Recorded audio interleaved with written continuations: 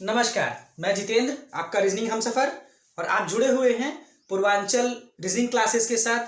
और आज 1 दिसंबर वर्ष 2021, जैसा कि आपको पहले ही सूचित किया जा चुका है कि आज से हमारी फ्रेश और नई बैचेज स्टार्ट हो रही हैं, जिसमें कि आपको फिर से पूरा रीजनिंग का सिलेबस 0 लेवल से लेके 100% तक के लेवल तक की आपसे चर्चा होगी। तो आज आपका पहला क्लास है, फ्रेश बैच बिल्कुल स्टार्ट हो रही हैं। तो आप सभी से रिक्वेस्ट है कि आप हमारे चैनल पूर्वांचल रीजनिंग क्लासेस को आज ही सब्सक्राइब कर ले। और अगर हमारे क्लासेस, हमारे वीडियोज आपको अच्छे लगते हैं तो लाइक और शेयर जरूर करें और अपने बेल आइकन को भी अलर्ट कर लें। आपको यहाँ से रोज पर डे एक रीजनिंग का क्लास आपको दिया जाएगा, निःशुल्क है बिल्कुल। सब्सक्रिप्शन का कहीं पर भी कोई चार्ज नहीं है, फीस पेमेंट की कोई चर्चा नहीं है, एक सेवा भाव से कार्यक्रम है। और मैं आपसे फिर रिक्वेस्ट करूंगा कि आप जरूर इससे जुड़े। यह एक education, free education for all policy के तहत यह प्रोग्राम आपके लिए जो है कि संचालित किया जा रहा है। और आप मुझे यूट्यूब पर, व्हाट्सएप पे, टेलीग्राम पर मुझे फॉलो कर सकते हैं और मुझसे जुड़ सकते हैं। और मेरा जो मोबाइल नंबर है 95, यहां मैं लिखता हूं, रुकिए, 9565173102, ये मेरा कांटेक्ट नंबर है। और इस पर आप हमसे जुड़ करके अपनी रीजनिंग संबंधी कोई भी समस्या है उसको रख सकते हैं। आपके कोई प्रश्न है वो भी आप हमसे रख सकते हैं। और हमारे ग्रुप से जुड़ने के लिए, टेलीग्राम और व्हाट्सएप से जुड़ने के लिए यूट्यूब चैनल पर आपको डिस्क्रिप्शन में जो कि लिंक भेज दिया जाएगा। तो एक छोटा सा परिचय मैं आपको बता दूं, मेरा नाम जितेंद्र है और मैं अपने शहर जौनपुर से बिलोंग करता हूं और सरकारी सेवा में सेवारत हूं। और यह कार्यक्रम मात्र एक सेवा भाव से है कि मेरे साथी, मेरे छोटे भाई बहन, मेरे दोस्त, मेरे स्टूडेंट्स, अगर मेरी इस छोटी सी सेवा से उनको कामयाबी मिलती है तो बहुत ही संतोषजनक स्थिति है। मैं केवल आपसे एक धन्यवाद की उम्मीद करता हूं। और कहीं पर भी आपको फीस पेमेंट की कोई बात नहीं है, ठीक है? तो आप जुड़िए और निःशुल्क तैयारी हमसे करिए। अब देखिए, जो वैकेंसीज की भर्ती की बात की जाए अगर, तो चुनावी वर्ष है, निश्चित है सरकार वोटर्स को, युवाओं को रिझाने के लिए वैकेंसी देने वाली है, जिसमें बहुत ही दुखद, अभी 28 तारीख को सुपर टेट का पेपर होना था, लेकिन दुर्भाग्य से वह भ्रष्टाचार की भेंट चढ़ गया और पेपर स्थगित करना पड़ा है। और इसकी पुनः डेट अभी घोषित नहीं की गई है, मंथन चल रहा है, उस पर जब भी होगा घोषित कर दी जाएगी। तो उसी को टारगेट करके मैंने एक पहली तारीख से मैंने ये किया था कि सुपर टेट के स्टूडेंट्स भी जो है कि ज्वाइन कर लेंगे, लेकिन ऐसा हो नहीं पाया है। फिलहाल जो मेरे साथी अगर टेट क्वालिफाइड है तो आप टेट के साथ साथ सुपर को भी ध्यान रखते चलिए, क्योंकि अगर वैकेंसी आती है तो बहुत ज़्यादा इंटरवल टाइम का नहीं मिलना है, वहाँ आपको समय की दिक्कत हो जाएगी। और ये आपका रीजनिंग जो होता है 5 नंबर का आता है। पिछले वर्ष जो सुपर टेट हुआ था उसमें भी मैंने रीजनिंग बताया था, आपको पढ़ाया है। तो 5 सवाल मैंने बताए थे, 5 के 5 जो है कि हूबहू आपको मिल गए थे टॉपिक से। बाकी मैं चैनल से इसलिए जुड़ा हूं कि मैं आपकी सफलता में अपने सहयोग को दे सकूं, ठीक है? और जो रीजनिंग हिस्सा है, मेरे जो साथी अन्य हैं, जैसे आप हैं यूपीएसआई के हैं, आप यूपीपी के स्टूडेंट हैं, आर्मी के हैं, सीसैट का पूरा सॉल्यूशन मैंने यूट्यूब पर दिया है आपको, जो भी पिछला हुआ है ना, अक्टूबर में, तो उसका पूरा सोल्यूशन मैंने आपको दिया है, यूट्यूब चैनल पर है, मेरे उपलब्ध है।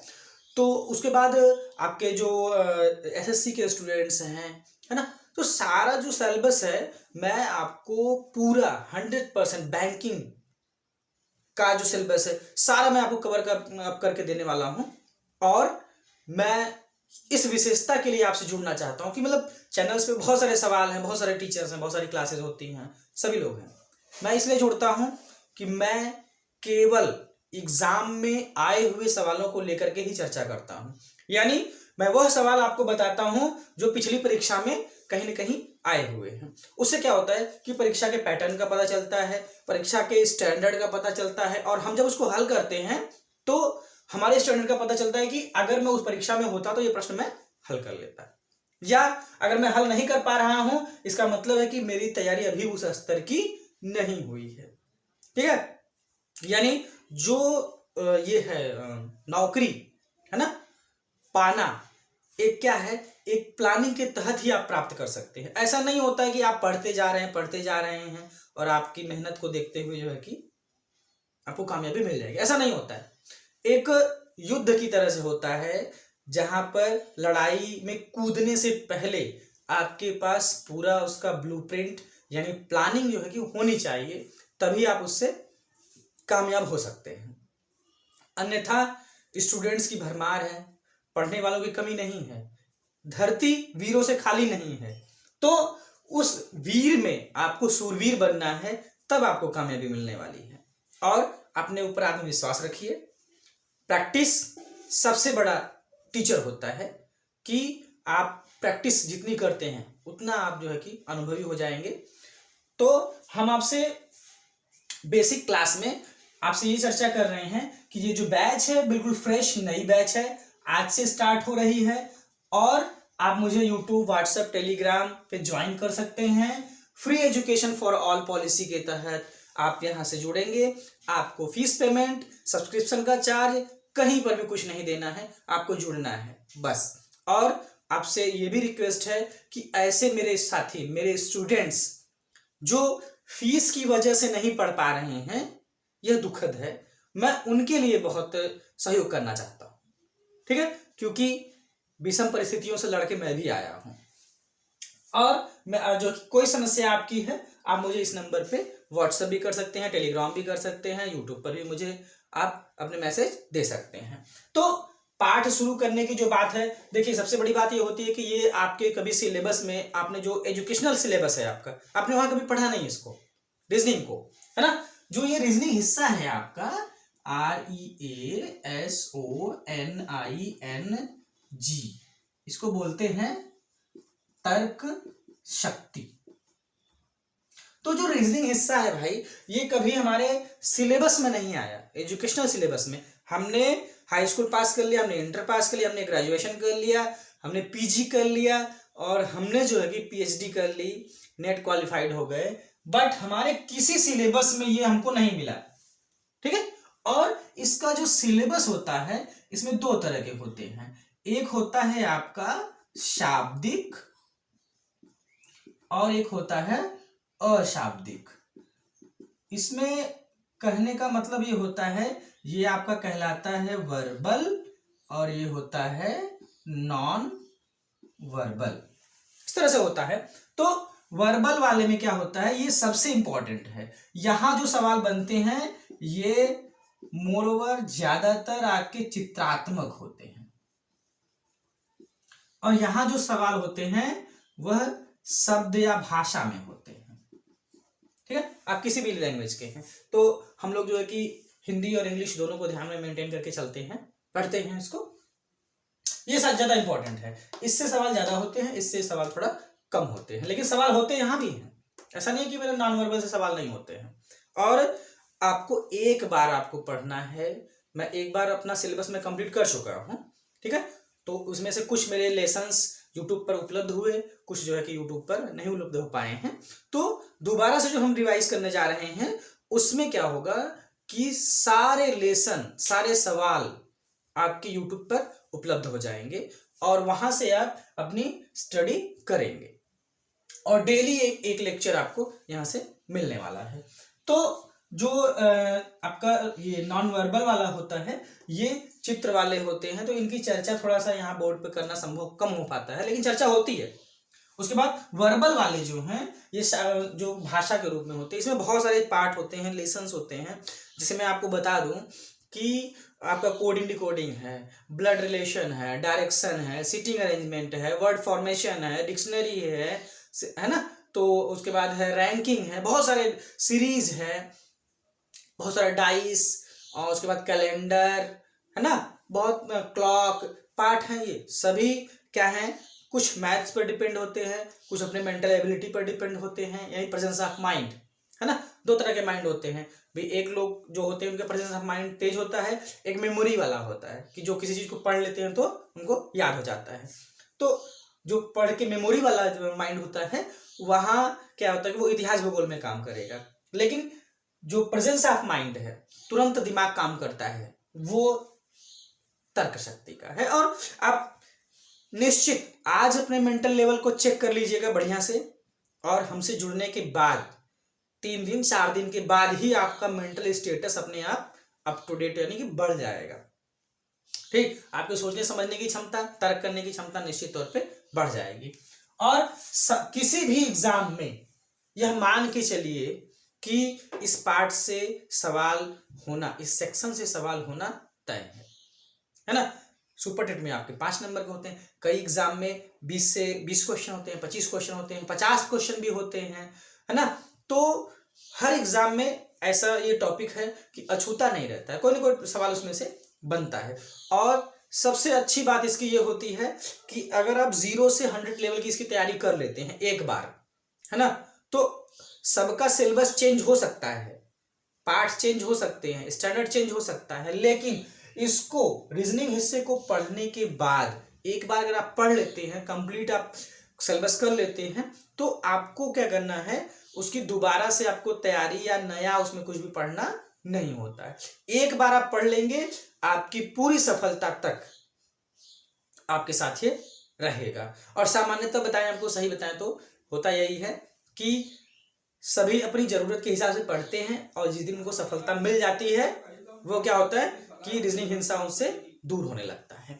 तो पढ़ना आपको इसलिए है कि आपको सफलता प्राप्त करनी है, तो इस हिस्से को कभी भी अवॉइड करके, छोड़ करके आप सफल नहीं हो सकते हैं। ठीक है, तो हम लोग आते हैं अपने अब सिलेबस पर, जिसमें कि बड़ी चर्चा होती है, जनरली लोग शुरू भी करते हैं कोडिंग डिकोडिंग का, है ना, कोडिंग डिकोडिंग शुरू करते हैं, तो वहीं से हम लोग भी शुरू करते हैं पहला पार्ट। ठीक है, चलिए आगे आते हैं। देखिए, पहला जैसे जो कोडिंग डिकोडिंग की बात हो रही है, यानी ये है आपका लेसन 1, है ना, ये हो गया कोडिंग डिकोडिंग,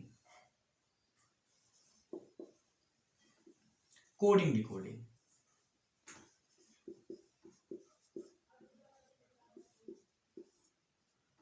डिकोडिंग, इसको हिंदी में कहते हैं कूट भाषा, है ना, कूट भाषा।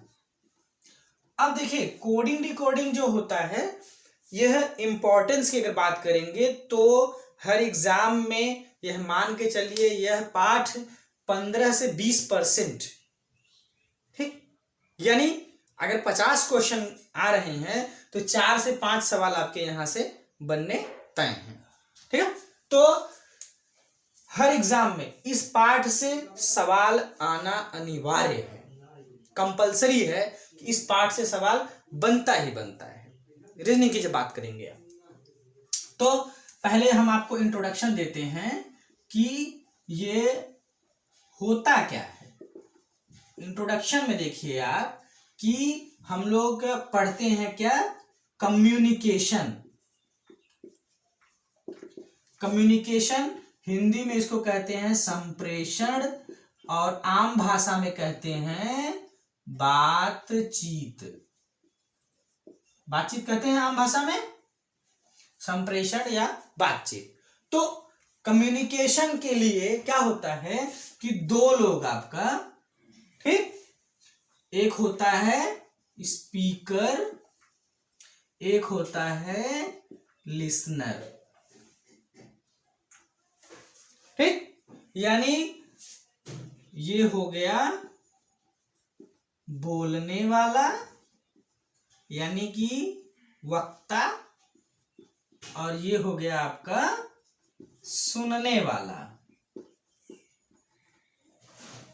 सुनने वाला, ठीक, सुनने वाला मतलब श्रोता, ये हो गया। अब देखिए, दोनों के बीच में एक चीज कॉमन होती है, वह होती है आपकी लैंग्वेज, यानी कि भाषा। दोनों के बीच में एक चीज कॉमन होती है, वो होती है आपकी लैंग्वेज या भाषा।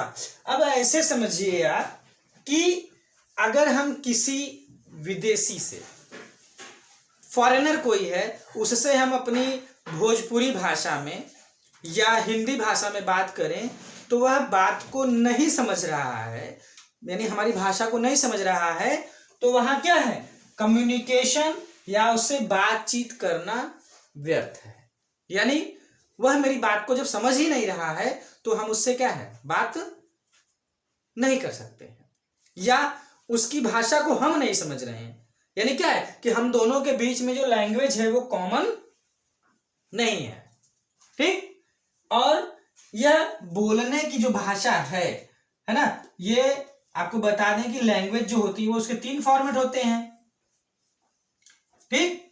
यानी कि एक होता है स्पीकिंग, स्पीक है, दूसरा होता है राइट वाला, लिखित, और दूसरा होता है, तीसरा होता है संकेत वाली, इशारा जो होता है, सिंबॉलिक है। तो यहां हम लोग क्या है कि जो स्पीक वाली है, यानी कि भाषा जो बोलने वाली है, उसमें क्या होता है, जैसे हम आपसे कम्युनिकेशन कर रहे हैं, है ना, कम्युनिकेशन कर रहे हैं, या आमने सामने हम और आप बात कर रहे हैं, तो वहां पर क्या है कि स्पीकिंग हो रही है, मैं कुछ बात कह रहा हूं, आप उस बात को सुन रहे हैं, फिर आप उसी भाषा में हमको रिप्लाई दे रहे हैं, ठीक। दूसरा राइटिंग का मेथड है, जैसे कि हम आपको लेटर लिख के दे रहे हैं, ठीक, या इंटरनेट पर कोई काम मैटर आ रहा है जहाँ पे लिखित है, यानी कि बातचीत हमारी और आपकी नहीं हो रही है, तो वो रिटन वाला हो। और सिंबल वाले में क्या होता है कि आपका जो इशारों में, यानी संकेतों के माध्यम से बातचीत हो रही है, जैसे रेलवे में सिग्नल्स होते हैं, ठीक, और ट्रैफिक का सिग्नल होता है, या हम किसी को बुलाते हैं तो अपने फेशियल या बॉडी एक्सप्रेशन से कुछ देते हैं, यानी कि निकल लो, आ जाओ,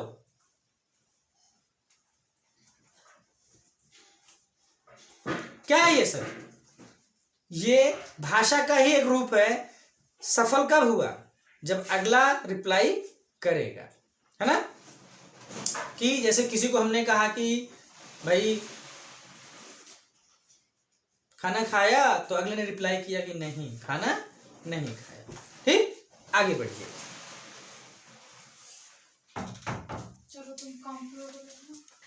चलिए देखिए, अब आप ये समझिए कि बात जो रीजनिंग में है वो कोडिंग डिकोडिंग की हो रही है, और हम आपसे चर्चा कर रहे हैं कम्युनिकेशन की, संप्रेषण की बात कर रहे थे अभी आपसे। तो संप्रेषण और कोडिंग डिकोडिंग का मतलब क्या है, दोनों देखिए, किसी कोडिंग का मतलब होता है कि एक कॉमन लैंग्वेज को यूज करते हुए, कोई भी कॉमन लैंग्वेज हो सकती है ना, कोई यूज करते हुए हम कोई बात अगर कहते हैं, है ना। कोडिंग का मतलब क्या होता है कि एक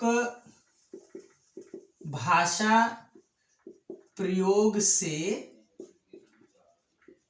कही गई बात,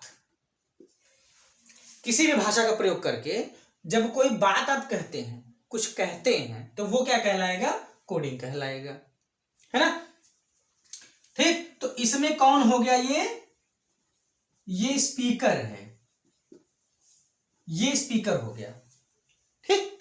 अब डिकोडिंग का क्या मतलब हुआ, ठीक। कोडिंग भाषा का ही प्रयोग करके उत्तर देना, ये कौन करेगा, लिसनर करेगा आपका। यानी कोडिंग का मतलब ये हुआ कि एक भाषा का प्रयोग करके अपनी बात को कहना, ये कोडिंग कहलाएगी। और डिकोडिंग का मतलब क्या होता है, कोडिंग भाषा का ही प्रयोग करके आपको उत्तर देना है, वो आपको डिकोडिंग कहलाएगी। डी मतलब होता है समझना, समझ के फिर आप उसको रिप्लाई करते हैं, है? तो जैसे जैसे जो होता है कि मैंने आपसे कहा कि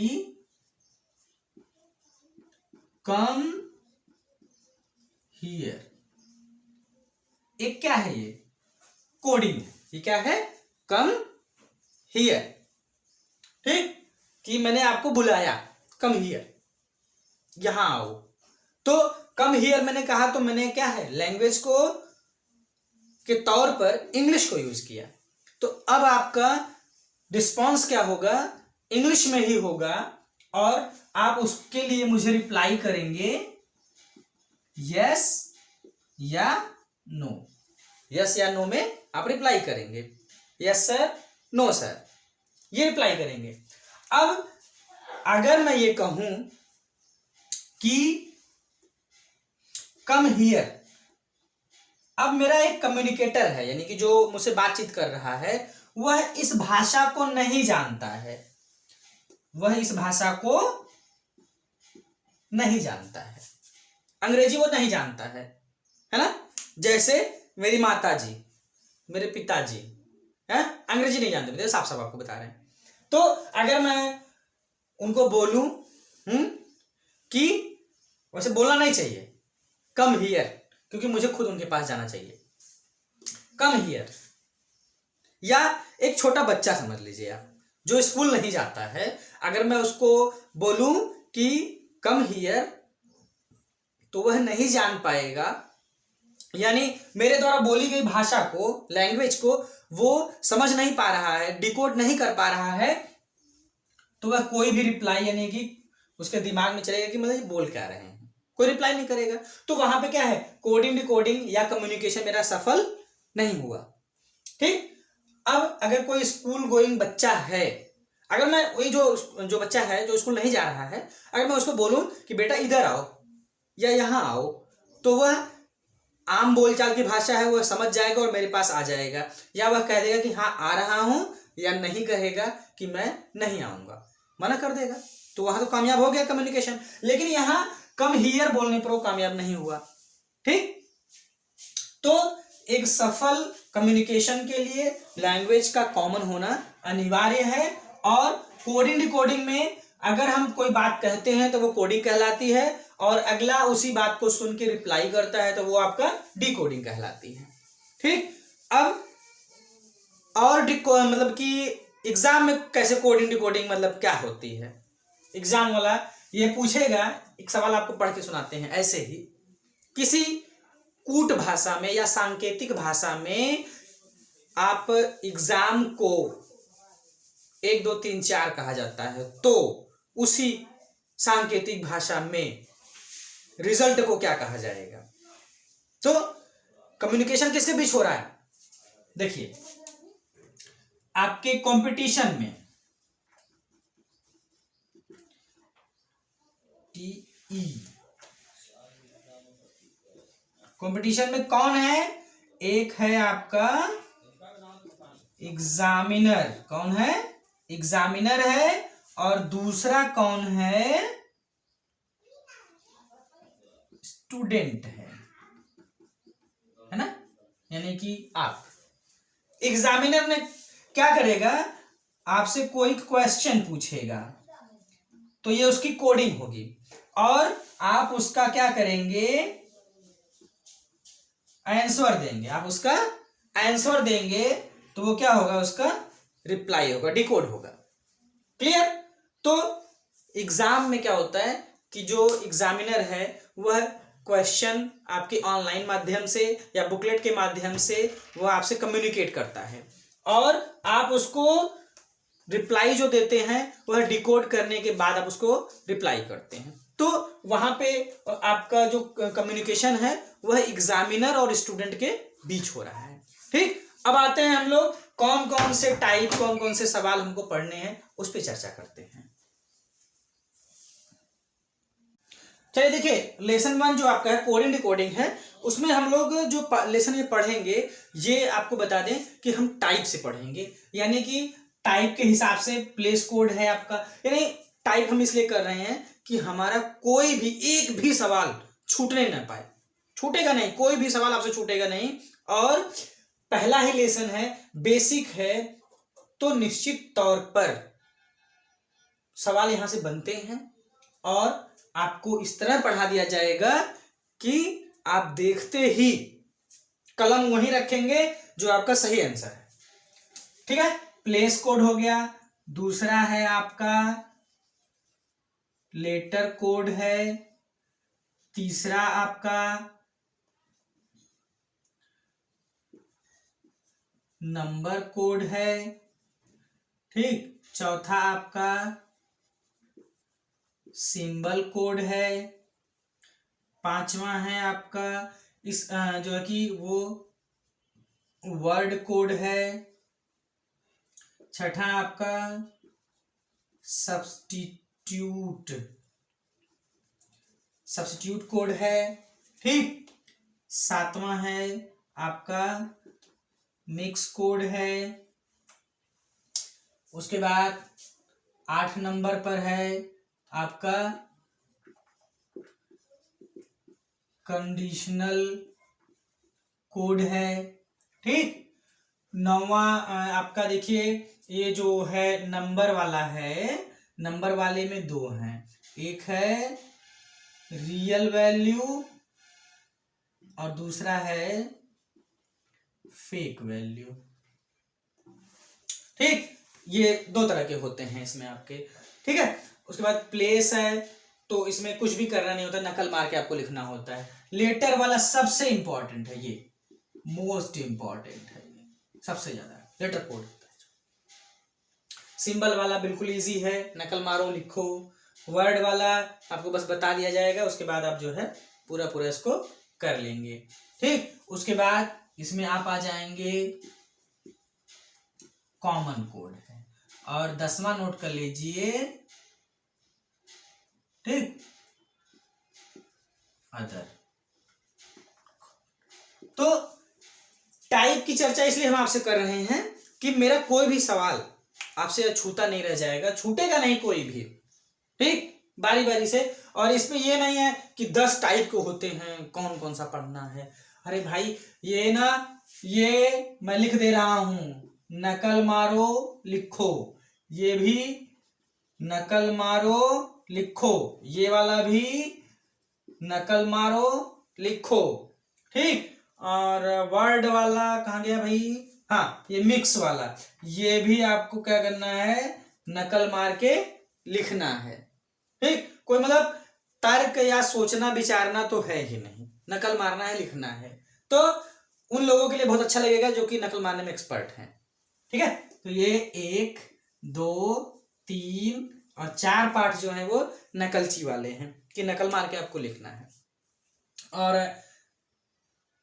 2-2 मिनट का है, कह सकते हैं, है ना, कि इसको ऐसे कर दीजिएगा बस हो जाएगा। तो कल से जो है कि हम आपसे बारी बारी से हर एक टाइप के सवाल की चर्चा करेंगे, लेकिन चर्चा वही होगी जो एग्जाम में आए हुए सवाल है ना। हर तरह के सवाल यहाँ से एग्जाम में आए हुए हैं। ये कंडीशनल कोड जो है ना, ये आपका बैंक स्पेशल है, बैंकिंग में ज्यादातर पूछा जाता है। तो जब आप इस लाइन में आए हैं, कंपटीशन की लाइन में आए हैं, तो आप एक लेवल पे, मतलब 0 लेवल पे मत रहिए। जब इस युद्ध में आए हैं ना, तो हर हथियार चलाना सीखिए आप, कि आपसे कोई भी सवाल आएगा तो बच के नहीं जाएगा, ठीक है। अब देखिए इसमें जो इंपॉर्टेंट है लेटर कोड, ठीक, इसका मैं एक्सपर्ट हूं, है ना। देखिए क्या होता है कि ABCDEFGH ऐसे जो 26 लेटर होते हैं, इनका सीरियल याद करना ना बहुत चुनौती होती है। बहुत से लोग एग्जाम में जाते ही पहले पीछे लिख देते हैं, हाथ पे लिख लेते हैं, या मेरे बहुत से साथी जो इलाहाबाद रहते हैं, लखनऊ दिल्ली रहते हैं, पटना रहते हैं, है ना, वो क्या करते हैं, जहाँ खाना बनाते हैं वहीं चिपका देते हैं, जहाँ सोते हैं वहीं चिपका देते हैं, कि बस सोते जाते मुझे ABCD का सीरियल याद हो जाए तो कोडिंग डिकोडिंग में कर लूंगा। ठीक, याद नहीं है, वो याद करवाना मेरी जिम्मेदारी है, और चैलेंज के साथ मैं आपको याद करा दूंगा, ठीक। जैसे मुझसे कुछ भी पूछे, किसी का सीरियल पूछ लीजिए आप, यानी यस पूछेंगे मैं तुरंत बता दूंगा ऐसे, ठीक, क्यों पूछेंगे तुरंत। तो आप हमसे जुड़िए और 20 मिनट का समय देंगे आप, 20 मिनट में आपको याद हो जाएगा ये पूरा, जो अभी तक नहीं याद हो पाया है पूरा याद हो जाएगा आपको। ठीक है, तो आज का ये इंट्रोडक्टरी क्लास था, परिचय हो रहा था। ठीक है, तो उसमें मैंने आपको बताया कि भाई कि इसकी जरूरत क्यों होती है रीजनिंग की। पहले पार्ट की बात है, कोडिंग रिकॉर्डिंग में इतने तरह के सवाल होते हैं, अदर में जो बचे हुए सवाल है सब आ जाएंगे। ठीक है, तो चैप्टर जो है ये टॉपिक वाइज यानी कि इसके टाइप अकॉर्डिंग हम लोग पढ़ते जाएंगे और हो जाएगा जी। ठीक है, और जुड़ेंगे आप परीक्षा के आए हुए सवालों की चर्चा के साथ। फ्री सब्सक्रिप्शन है, कहीं पर कोई भी फीस पेमेंट की बात नहीं है आपसे। ठीक है, तो आप हमसे जुड़िए और अपनी तैयारी पूरी करिए। आपकी सफलता में मेरा कहीं भी सहयोग रहेगा, ये बहुत बड़ी बात हो जाएगी। तो अगले यानी कि कल की क्लास में फिर हम आपको मिलेंगे और वहाँ से सवाल का पहला टाइप उठाएंगे और आपसे सवाल आपको तरीका बताएंगे और सवाल की प्रैक्टिस करवाएंगे। कुछ प्रैक्टिस हम कराएंगे, ज़्यादा प्रैक्टिस आपको स्वयं से करनी है। ठीक है, यहाँ तक चलिए। तो ज़रूर मैं आपसे रिक्वेस्ट करूँगा कि मेरे चैनल को सब्सक्राइब जरूर कर लें। नमस्कार। ठीक है, और जय हिंद।